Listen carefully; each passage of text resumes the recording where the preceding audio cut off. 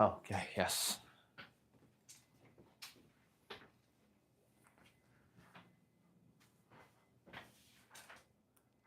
Okay. Some of you saved the effects of 8K.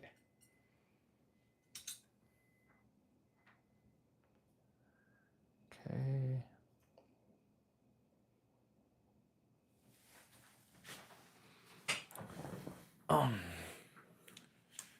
Going live.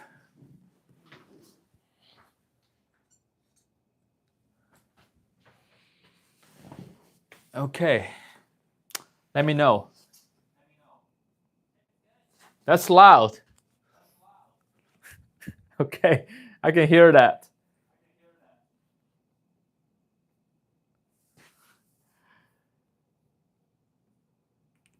Perfect.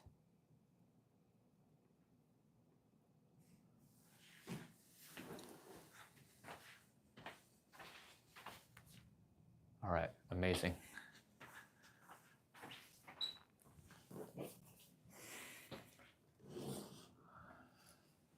Okay.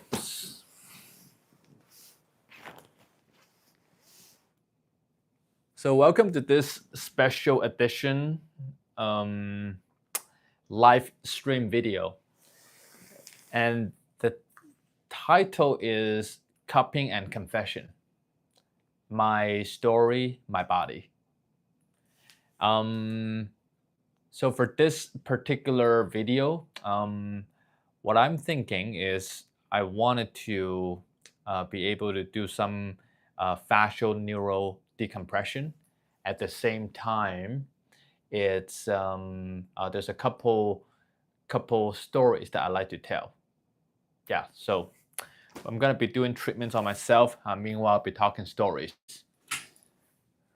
I put the computers away.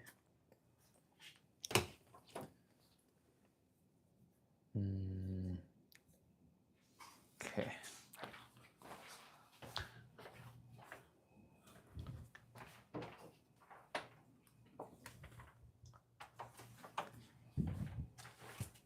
Hey, I'm gonna be closing the door, okay? Because just for the sound quality.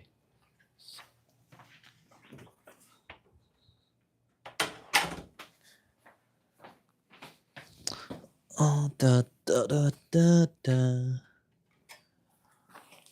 Okay, here we go. So let's see. So I injure my ribs, my left ribs, from a heavy squat last week. I think I was loading about maybe 215, and on the way up, I think I was pushing a little bit too hard. So the rib, it's kind of bothering me now. So I wanted to do some neurofascial decompression. So I'm gonna take my tops off.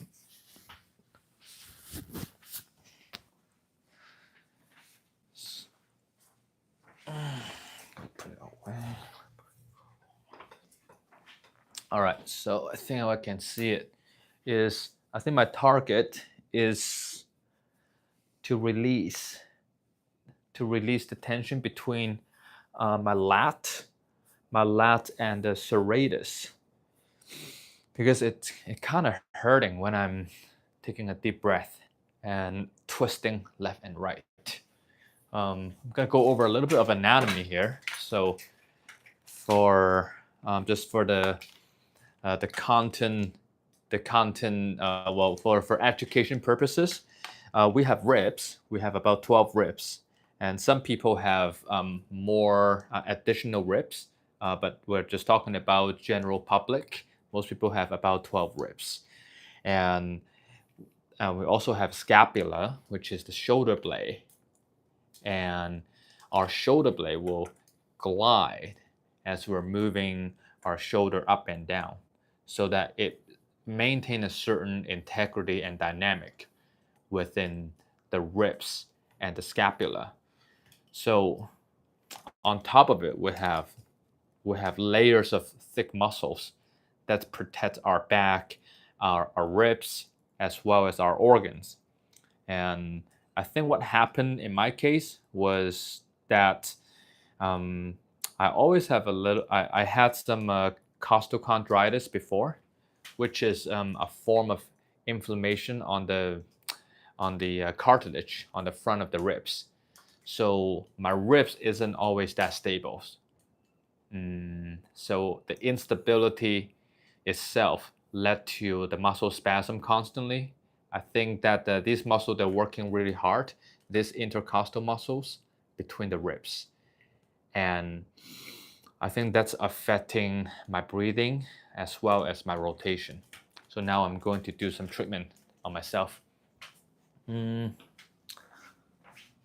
think what I like to do this time is I'm gonna use the vacuum set. Get on it.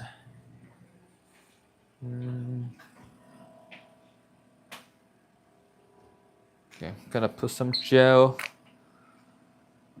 Gonna put on this area.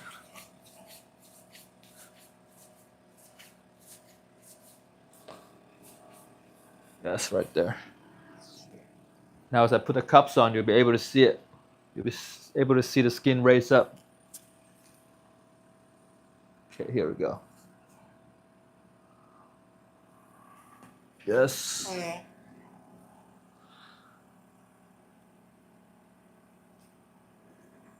Oh man, it's actually fucking tight. That feels really good. Now meanwhile, I'm gonna do some mobility to get some movement in the lat, in the serratus, and I'll also help increase some rotation as well. Now,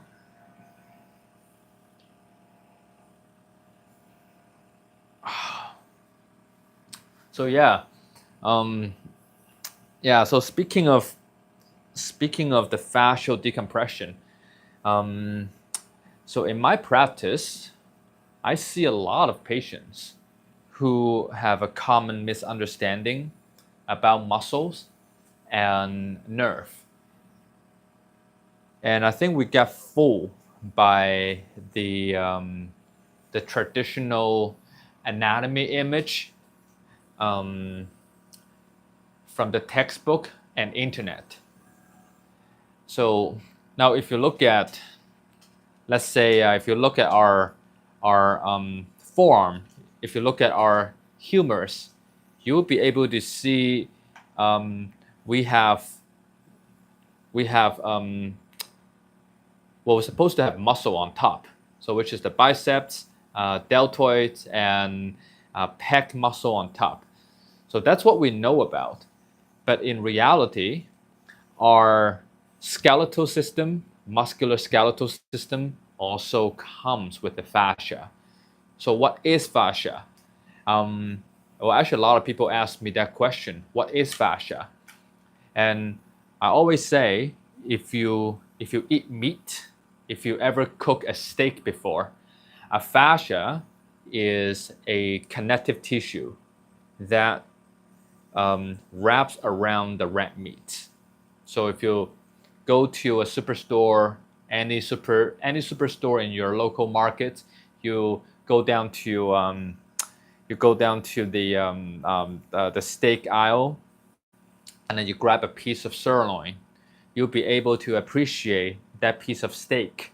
It comes with the red part and the white part, and the white parts around the steak, they're fat, and there's some connective tissue, and there's a red part, which is the muscles. And sometimes you will see some marble-like and white semi-translucent connective tissue between the red meat, and that's fascia. Okay? And fascia, it's like this interconnected connective tissue that wraps between muscles. And the function, so what does fascia actually do? Well, fascia not only provides the stability for the muscle to glide through, and also it delivers nutrients like vitamins, blood flows, lymphatic fluids, and oh man, it gets really dark now. Other micronutrient to feed the muscle as well as blood. So that being said, if a muscle have issue, let's say there's a damage to the muscle, it also damage the fascia as well. Okay, I'm gonna try a different location here. Ah, man. Ah, that's so tight. Ah, fuck.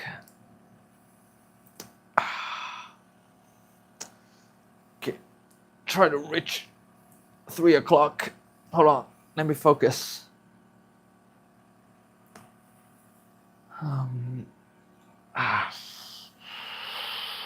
Man, that's painful. But this is a good pain. And yeah, so the fascia. We're talking about fascia. Okay, I'm gonna take a mini break. This is too painful. Yeah, so fascia is like this connective tissue wrapping around muscles, and it delivers nutrients, and it also helps the muscle to glide through the fascia when your muscle is in action. Even now, when I'm flexing my biceps, I'm also contracting the fascia at the same time. Okay, so the muscle cannot contract without without the fascia. So I think that's one common misunderstanding about our musculoskeletal system is we always see the bone, which is the skeleton. We see the bone, we see muscle, but we never put fascia into account or into consideration when we have injuries. And now, hold on a second. I'm almost there. I'm almost at 3 o'clock.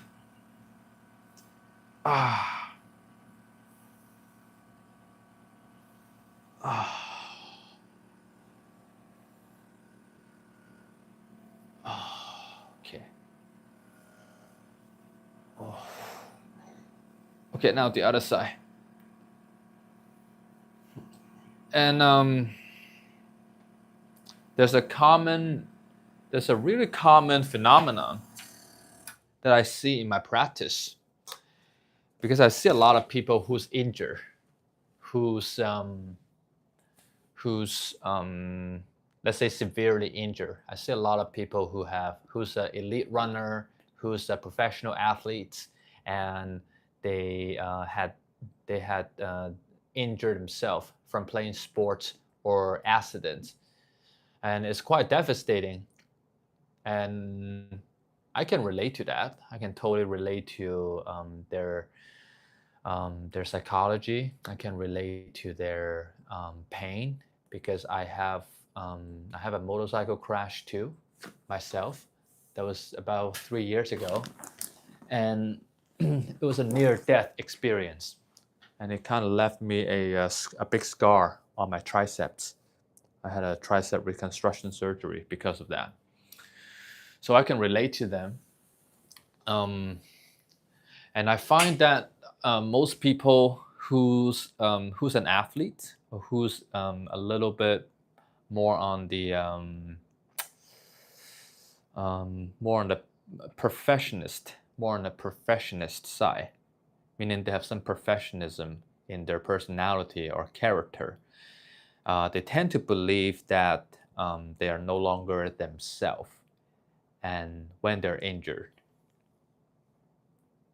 Yeah, so somehow they have this belief that they are no longer themselves when they're injured. And they see themselves being slowly decay, slowly being replaced, and over time they're starting to hurt themselves over time and over again. At first, I think I noticed this kind of psychology in the very beginning of my practice. I never think too much about that, but I've seen more and more athletes over the year. And I noticed that there's a similar patterns and ways of thinking to these athletes. Is that they attach their identity into, and I'm going to do the right side now. They attach their identity with their sport or the thing that they're really good at, which is fine at times. But if their identity is solely dependent on one particular performance or one sport or one thing, it can be anybody. You can be a professional football player and you've been a football player your whole life and you have never grown out of that identity. And or you can be a doctor, you can be a lawyer, you can be an engineer, you can be anybody, you can do any kind of job, but you're really good at it. And the over attachment on one identity is there's a form of unacceptance of being slow and taking rest. So I think that's where it kills a lot of people, is that people are so attached to one form of identity.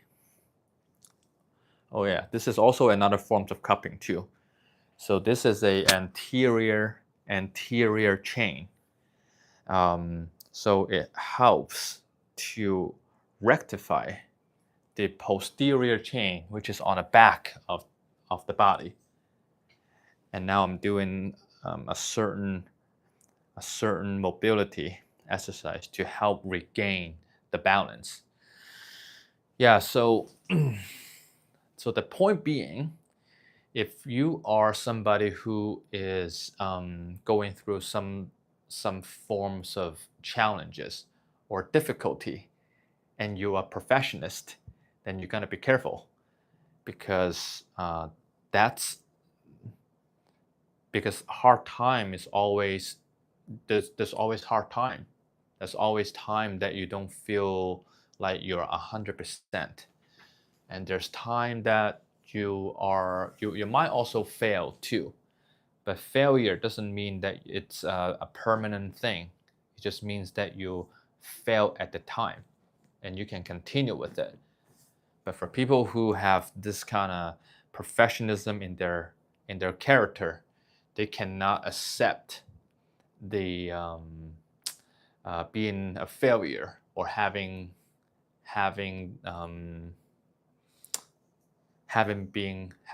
making mistakes. So yeah, something worth looking into.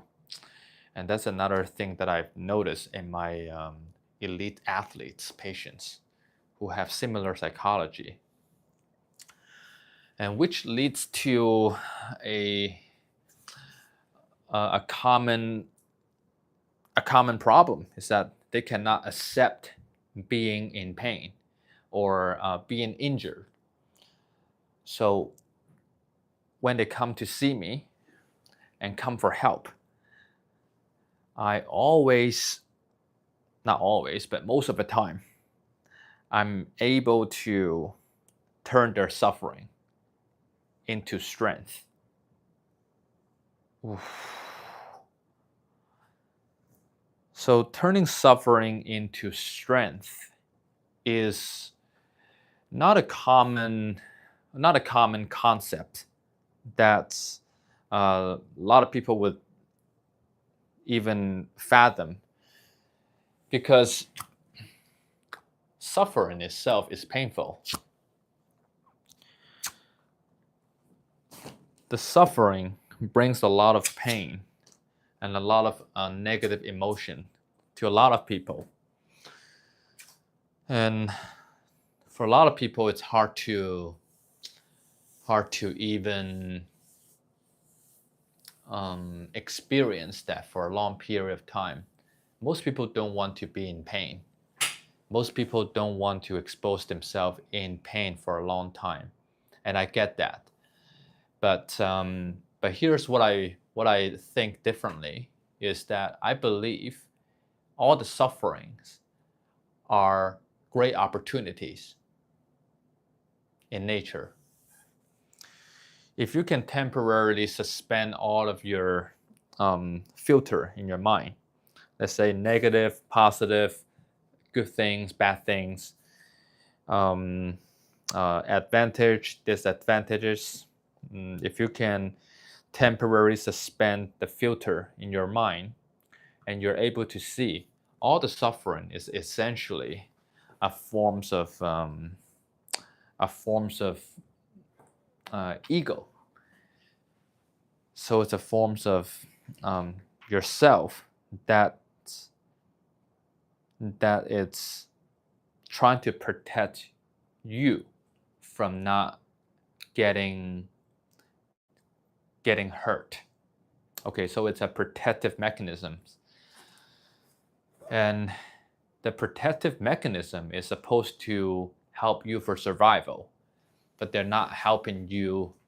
Yeah, sure. In a situation where you would need to protect yourself, let's say if somebody is trying to chase you down with a knife, and yeah, of course, you need to run. You need to be able to run fast and be able to fight for it, and that's needed. Without that, I mean, you may have died already. But I think I'm talking about the. I'm talking about the in a day-to-day activities, in a day-to-day situation. We have a lot of different sufferings. Sometimes you might be able to recognize them, and sometimes you don't. Sometimes we're just so used to the suffering, and we normalize. Yeah, we normalize the pain, normalize the suffering. And once you have normalized them, and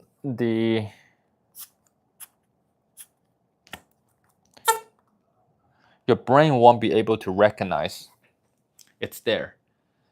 And in a spiritual sense, we say that person is lacking awareness, meaning you are not aware of what you're thinking, you're not aware of what you're feeling. And that's a big deal. Just like if this building have no fire,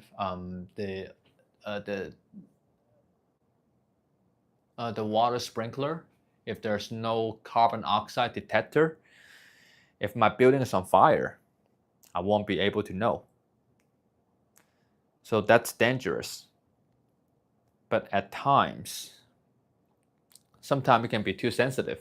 Just like when you're cooking and the fire alarms goes off because of it might be too close to the stove, or the kitchen, you may be cooking something that's very smoky. But my point being is our filtering system in our brain is a mechanisms we're trying to protect you. But other than that, there's no other reason that it actually make your thought becomes real, other than you make a decision, other than you think it's real. So what I'd like to expand on that is, what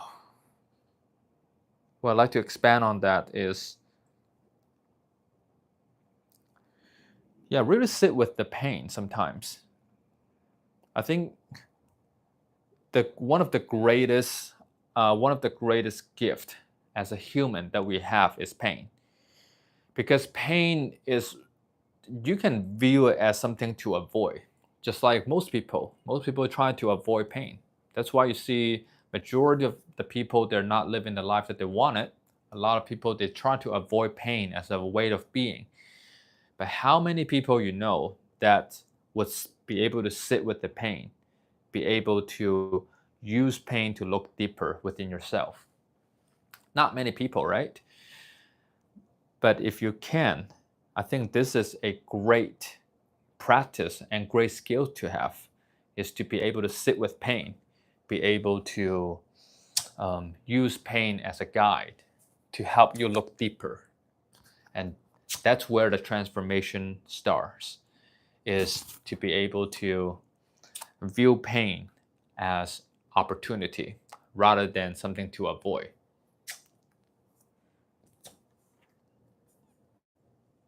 Okay, 1 second. Then.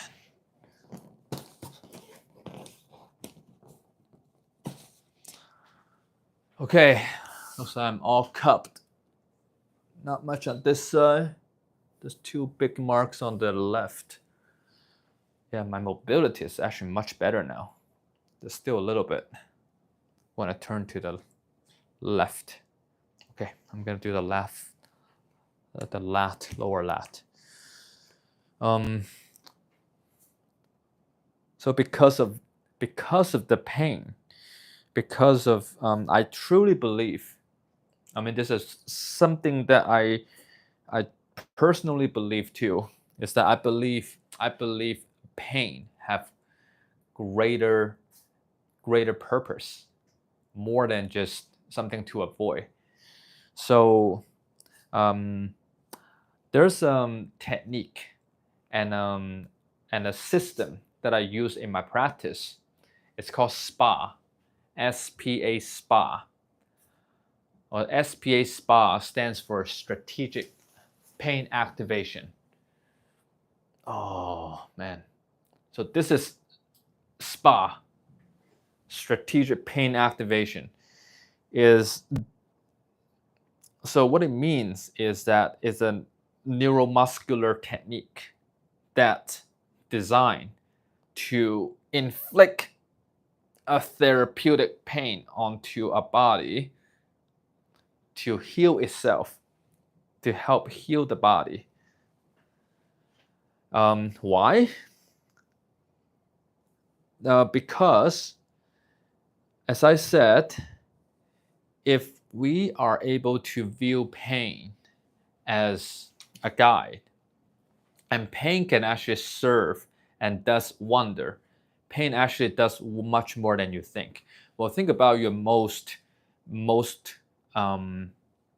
think about your biggest transformation in your life. They all come from growth. They all come from some form of pain. It could be somebody that you love who passed away. It could be getting into college, graduated from med school. Training, physical training is a big one. Go to the gym, losing weight, gaining weight, learning a new language, try something new, and so on and so forth. You get my point. It's a form of pain. So pain does wonder. And if we are able to shift our paradigm about pain, to really view pain as opportunity, and sky is the limit. Pain can help you, can help your body to get better. And I know this sounds very counterintuitive, because the mainstream medicine market painkiller, having pain isn't an acceptable reality. Well, which I do agree. Yeah, you shouldn't accept pain as a way of living, but also you don't need to not engage with the pain and not deal with the underlying problem. And that's what I believe. And because of that premise, so having somebody who can professionally do some therapeutic pain onto the body can help reset and rewire the central nervous system and the peripheral nervous system. So that's what does that look like? It can look like a forms of this kind of fascial decompression. It can look like needling. It can be in the forms of a really heavy, painful massage. So it comes with all forms. And next time I will show you some of the example what a spa looks like in my practice. Okay, so I think this is getting what I wanted.